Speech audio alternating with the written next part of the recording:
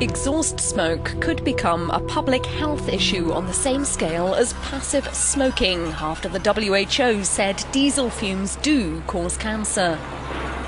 The International Agency for Research on Cancer, part of the World Health Organization, said their unanimous decision that diesel exhaust fumes provoke lung cancer was based on compelling scientific evidence.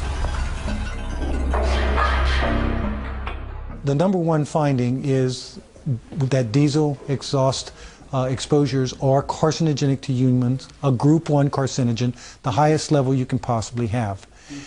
Also associated with diesel exhaust is a linkage to bladder cancer, but that's a much lower linkage.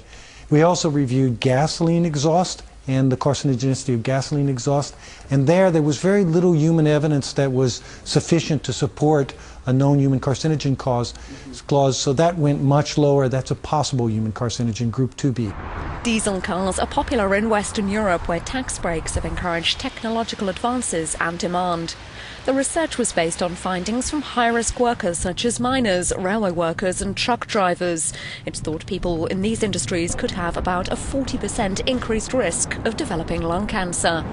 We would recommend that they look at these findings, look at the science associated with the findings, and use them to make reasonable decisions about lowering exposure to diesel exhaust in their particular localities. Cleaner diesel is one way forward, and in the Netherlands researchers have invented a type of fuel that produces about half the normal emissions. Called Cyclox, it burns more slowly, so the fuel is burnt completely, meaning fewer emissions.